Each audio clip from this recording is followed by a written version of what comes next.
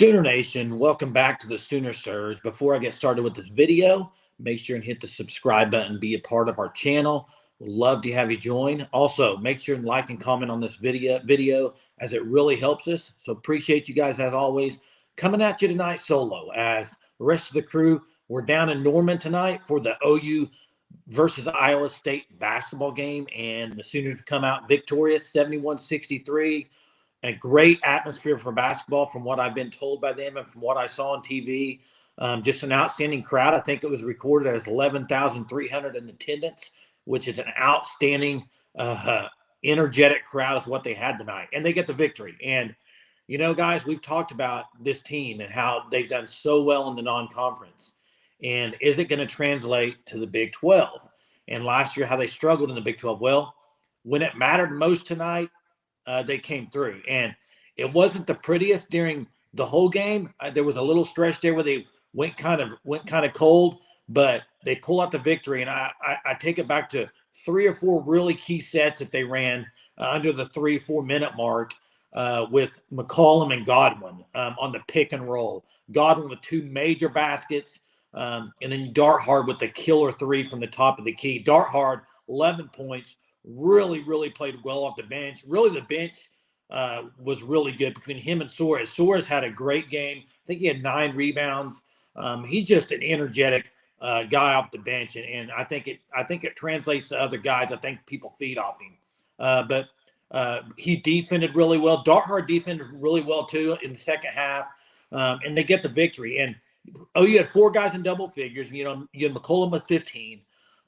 Didn't shoot particularly well, I don't think. I think he's like 3 of 10 from 3-point range, and he had some extremely good looks and just didn't knock him down. Owe, I want to say maybe 1 field goal or none. I mean, he didn't score a whole lot, had some from the line. He was in foul trouble a little bit. But Uzan, to me, second half, kind of took over this game in a little bit of a stretch. Played really well, hit a 3, had 5 or 6 assists on the game, but could have had about 10 to 12. I mean, he had some great looks, and guys just didn't knock him down for him. But he played well in the second half. OU overall only had 11 turnovers, which is really good. And they were going up against Iowa State, who this stat is pretty crazy. But Iowa State, I believe, is second ranked in defense as far as points per possession. Really good defensive team.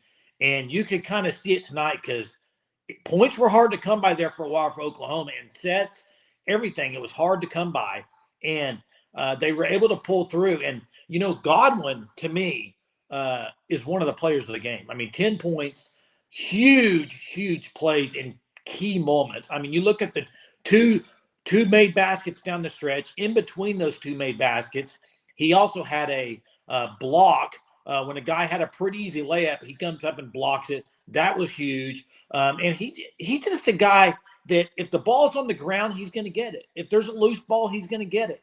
And he was, again, outstanding tonight. And if you look at OU overall defensively, we talked about this before the game on the video we did before the game. You know, they kind of have a 3-headed monster with Lipsey, Gilbert, and King. Well, Gilbert had 6 tonight. Lipsey had 4, and King had 3. You hold that that triple threat there to 13 points altogether. That's outstanding defense. And once again, another game where Oklahoma defends very well overall and from the 3-point. I mean, Iowa State, I believe, was like 2 or 3. I think 2 of 16 from 3-point range. So once again, another great defensive effort. And I don't think that's ever going to be a problem with Porter Moser coach team.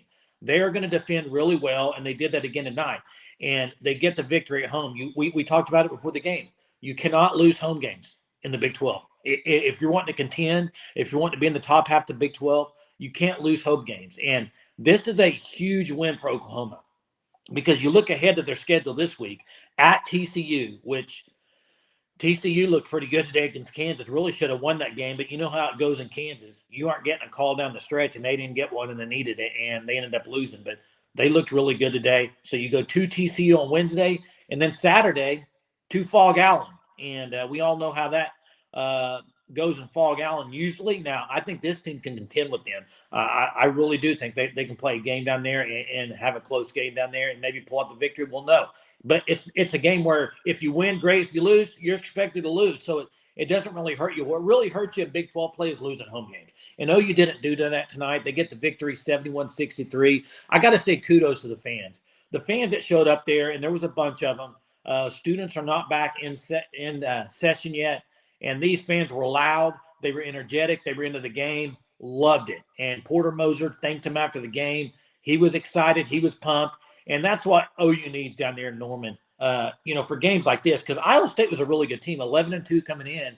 And like I said, I think most people before the game thought it was going to come down to the wire, and it did. Kind of in the last 3 or 4 minutes of where the game was won. And look ahead to OU's schedule.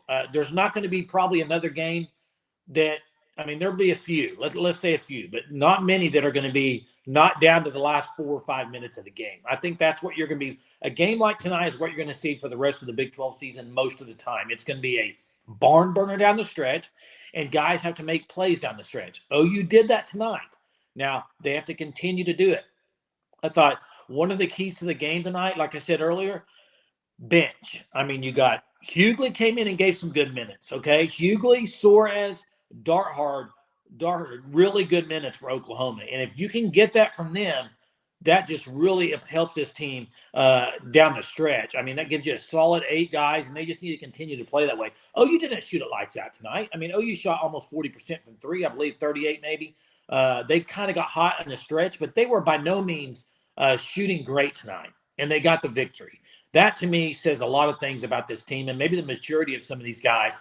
And Uzan, to me, the fact that Uzan is only a sophomore, the guy looks like a senior out there. The way he runs the offense, the ball's in his hands so much.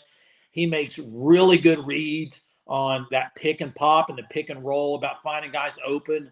And so, man, just an outstanding performance from Oklahoma down the stretch to get the win. When a night where Owe really didn't do a whole lot, was in foul trouble, and they were able to pull through. You also got, like I said, you have Uzan, McCollum played pretty good. Both of them played good. And then Godwin. And then, your starting 5. Overall, it's a good victory. It's a great win for Oklahoma. So moving forward, great week ahead. And get out there to support these Sooners when you get a chance on their next homestand after this week, because they're a fun team to watch. And even tonight, there was so many good moments from this team defensively and offensively that it had to be exciting being there, talking to the Sooner Surge guys that were there.